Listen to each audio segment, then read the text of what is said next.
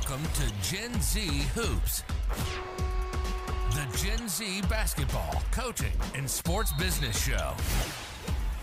On this podcast, you'll learn from professional players, coaches, and executives from all over the world and see the court in a brand new way. And now, joining you courtside, your Gen Z host, John Hartophilus. Hey, Trenton, what's going on? How we doing, man? Happy to be here. Doing great. Really appreciate you coming on and excited to jump right into all this and all the cool stuff you're doing right now in Vegas with Team USA for everything going on there. And obviously we're all watching from home on TV. So just excited to kind of maybe break into what you're doing now, but even what I think is even more interesting, how you got to where you are at such a young age. I mean, maybe even first starting off this conversation, I'm curious maybe as to in high school, did you always know it was going to be sports for you, or did you just have the itch into getting into maybe the journalism field and it just took you there? How did that all play out? Yeah, I would say it started at a young age for me. I mean, I grew up around sports. I played soccer, basketball a little bit in high school. Just always had a crazy interest in it. I wouldn't say I always dreamed or knew I was going to work in this industry, but I worked in high school newspaper. I shadowed some folks in sports information before I went to school. And that's kind of how I developed an interest in realizing, this was something I could do professionally, work in this field. And yeah, I would say I really broadened those horizons when I was probably a junior or senior in high school. And when I, stepped into the spot of going into college and deciding what I wanted to major in and everything, I kind of already had it all laid out. I was probably one of those very few people who went to college and never changed their major. I knew exactly what I wanted to do and I went right to it. So yeah, it was all kind of laid out that way. Getting here was, crazy. It's, kind of a cookie cutter way. It's very vanilla of how I got to this role, but to say that, I kind of had my sights dead set is actually pretty accurate. I kind of made up my mind at that point when I was 18, and I've just been on this path ever since. It's interesting, right, hearing about that, because you'll have some people, right, that go a million different ways and they end up in basketball, or there's also people that always do in basketball, and then you're kind of a little bit of both, right? You didn't know it was definitely going to be maybe the basketball side of things, but you knew when you got to college, this is what I want to do, because you tried things when you were in high school, which is something I coach high school basketball. I stress to them all the time, if you don't know what you want to do, that's totally fine. Just got to keep on trying. So thank you for sharing that, because it's something that they can obviously all listeners to the show can take into that and use it in their lives as well. So once you got to school, you obviously had some really cool internships, maybe your junior and senior year. How did those first few years of school go? And I mean, what were you how did you further test those waters maybe? Yeah. So when I first got to Kansas State, where I went to school, I'm originally from Topeka, Kansas. I got to Kansas State. I was working and volunteering in sports information. I was doing everything you can think of, from, running stats, figuring out starting lineups, everything you can think of, transcribing quotes. Some of the more tedious roles that SIDs have to undertake, but you need people to help, do them on game days and everything in between. So I was doing that for my freshman, sophomore year as a volunteer at K-State. And I would do sports, men's, women's basketball, football, of course, baseball, track and field, volleyball. So I kind of was all over the place. I was, getting to see a lot and experience a lot. And that was kind of essential to figuring out what I did and I didn't want to do the sports industry and then the comms field specifically. Yeah, I gained a ton of experience those first couple of years of working with K-State Athletics Communications. And then my junior year, they brought me on in a paid role, and it was still very part-time, but I was the men's golf contact, which was a ton of fun. I never went to a golf event, crazily. I just kind of followed it all online, and that's just kind of how that job was done. It was still really fun to be the point person for the golf program and to keep up with the stats and to write those releases and just gain that experience of having that responsibility more than anything. So yeah, I did that my junior year at K-State, and they elevated me a little bit higher. For my senior year, I graduated early, but for my fall semester, I did almost all of the football writing, the men's basketball writing when I was there for those games. So that was huge for my portfolio as a 21-year-old at that time. It really kind of helped propel me into the position I am today. In between my junior and senior year, I went out to Philadelphia and I worked in communications for the Philadelphia Union of Major League Soccer. And that was essential for me because I was from Kansas. I went to school in Kansas. Kansas State was 45 minutes down the road from my hometown. So moving to a massive city, working in an industry that I loved, which is soccer, and just gaining that experience from people I didn't know and navigating a place I didn't know, navigating a league I didn't know other than being a fan of.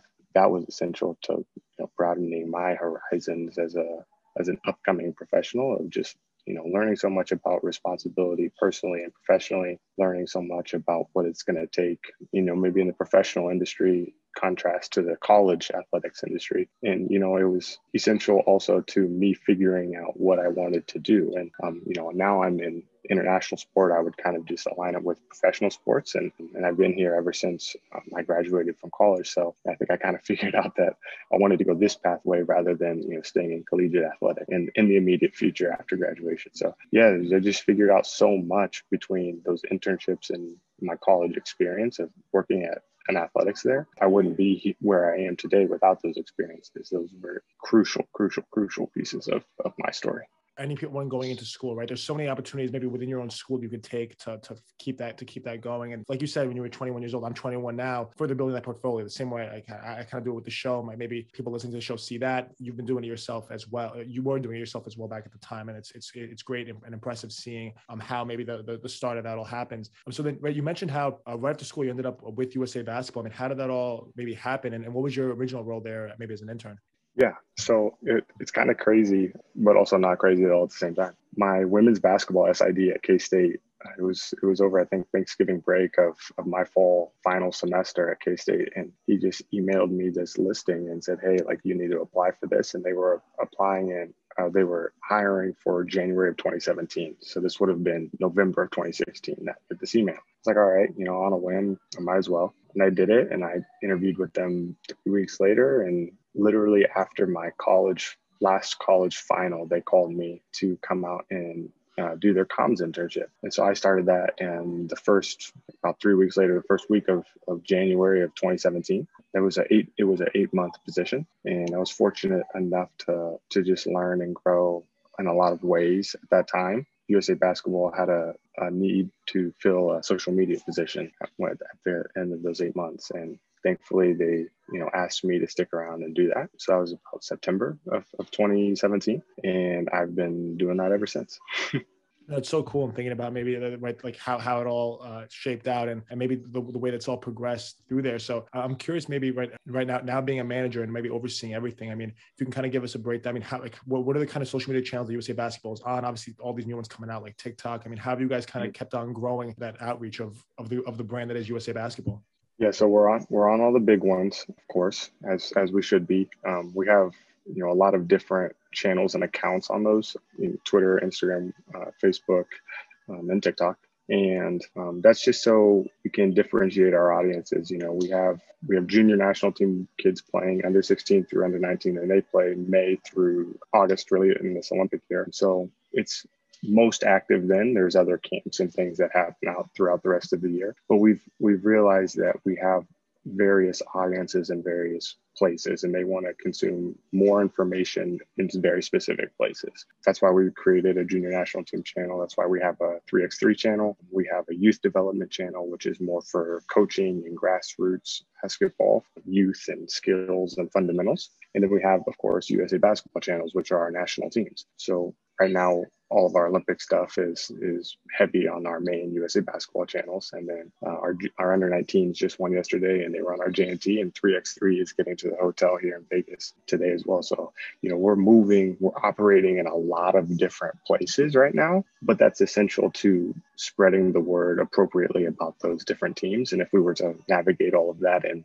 one or two places, it gets very log jammed and a lot of information that people, have to sort through, and we don't want to make that difficult. That's a little insight into all the channels, but yeah, we're going crazy on most of them. On TikTok, we just started this spring. I think it was a big development for us. We've kind of grown astronomically here probably this week with the faces and the names that we have in this camp. We kind of see the power of TikTok right now. It's very consumable. It's very easy.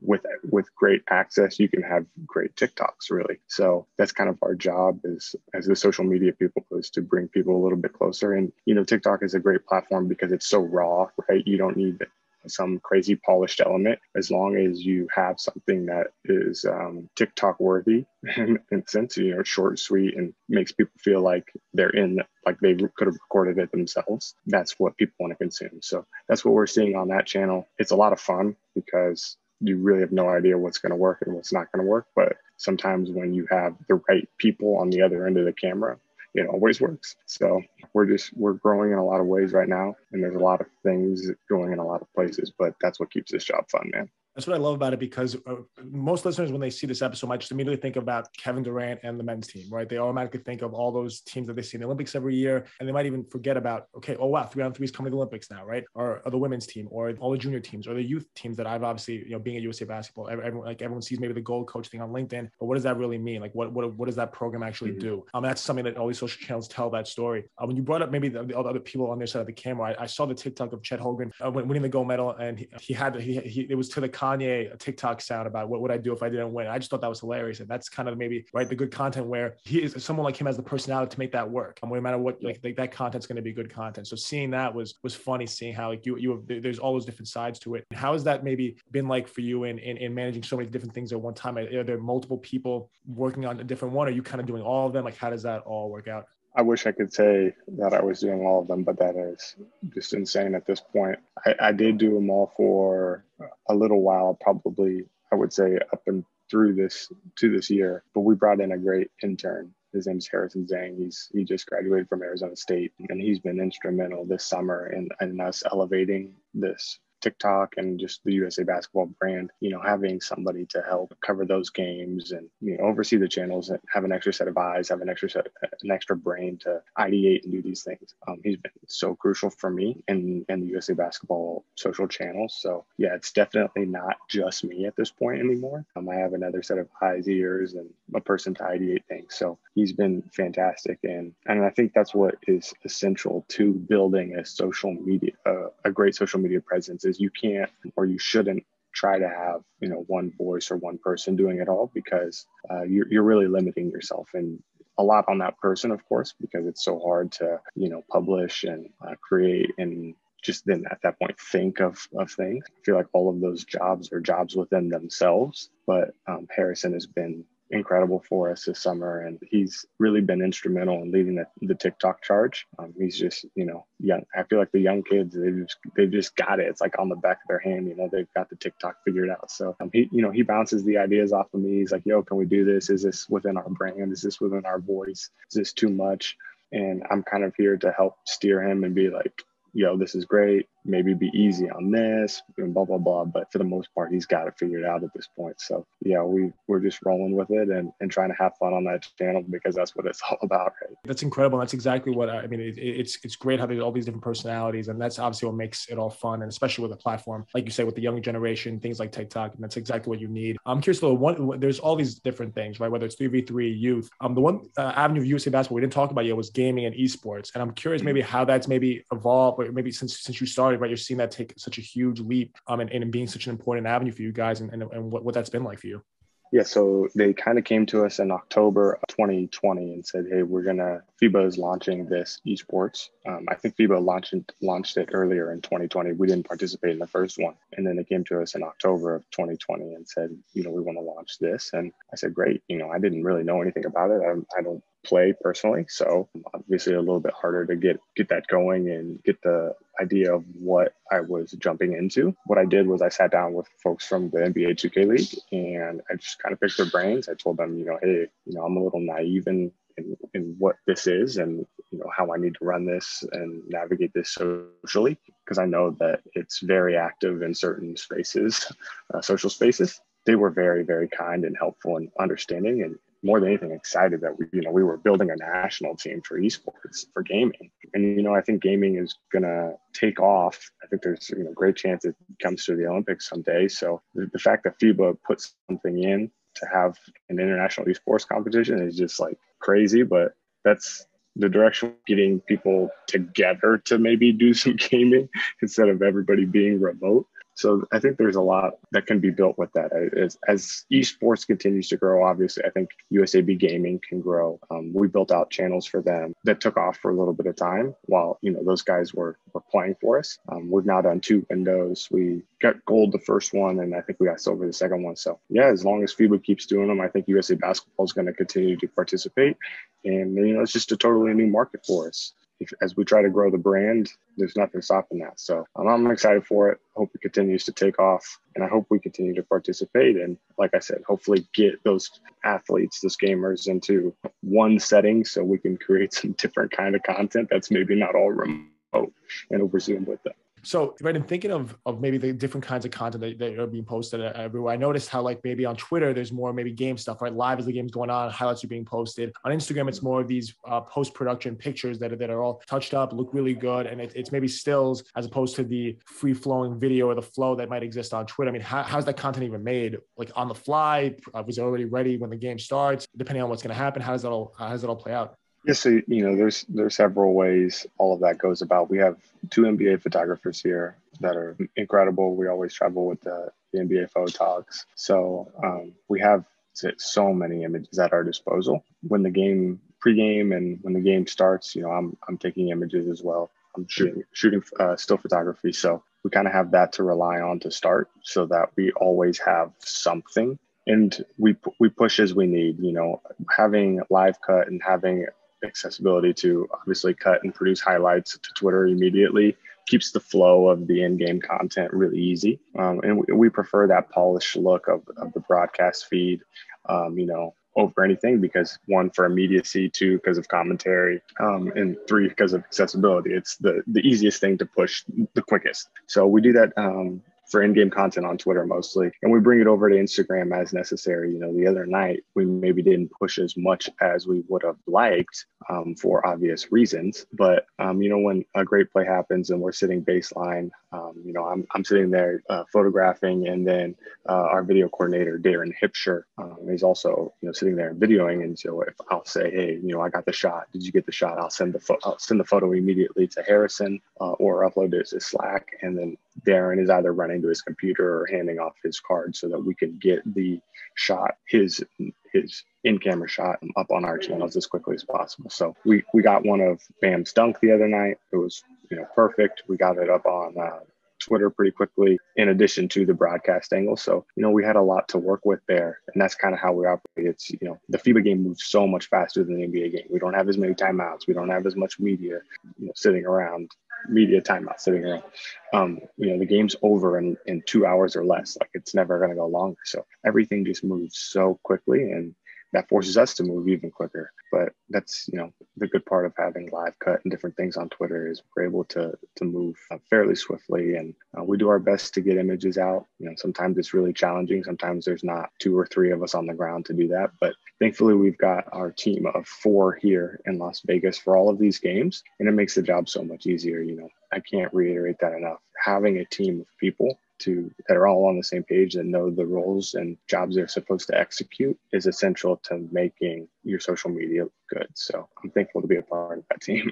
And I was doing on a much lower level of maybe jumping from place to place, like maybe during games for Xavier. And I pride myself in that when I record a game, it's uploaded before the kids leave the locker room. I mean, I'm sure, right, I imagine you're sitting there on the sideline, taking these pictures, sending them out, maybe sometimes even like editing them while the game's going on. I mean, how does that all happen? I imagine it's pretty crazy. Yeah, it changes from venue to venue. It changes from game to game. And right now here in Las Vegas, we have more help than we've ever had in terms of social media. So that makes my job a lot easier. But, I've been in some tough situations with, being the primary person to, take photo and disperse it to the channels, and in addition to edit and do the graphic design during the game. So, I'll mention, the 2019 World Cup when we were in China. I was sitting kind of baseline with the FIBA photogs and everybody else, and had my computer right there, using a VPN to upload things to Twitter so that we can communicate to people properly in the United States. At the same time, taking photos and editing and getting the graphics ready. And, it's kind of a blur. And like I mentioned, the game moves so fast. The FIBA game moves so fast. So basically every timeout, every stoppage of the ball, you're taking your card and you're sorting and you're trying to find the right things to push. So, at that point, we weren't doing as much live game highlights. We were getting that stuff from FIBA after the game, and, they would post in game and we would kind of share their highlights and stuff, but we weren't doing as much of natively on our channel. So our strategy has changed a little bit since then. And of course, our help has changed a lot since then. So we're able to execute a lot more and do it more efficiently at this point. And I'm thankful for that. But yeah, I've definitely been in some tight spots with sitting baseline with the computer out and the dongle on the phone and just sorting handheld. And those were the days. It's definitely got to be an exciting feeling, like running from baseline to baseline, a million things are happening at once. I mean, that's kind of the environment that that's kind of what makes, it's kind of a basketball environment that I kind of just think of in terms of the game, but it's also maybe what you're doing off the court too. And all that stuff is a lot of fun. So definitely thank you for sharing that. And I appreciate you coming on. We'll definitely keep in touch and talk soon. Appreciate it, man. Thank you so much. Thanks for listening to Gen Z Hoops. Make sure to follow, like, and subscribe on Instagram, LinkedIn, and all major social media platforms at Gen Z Hoops. You can tune in and subscribe on Apple Podcasts, Spotify, YouTube, and every other podcast platform on the planet. Get ready for the next episode.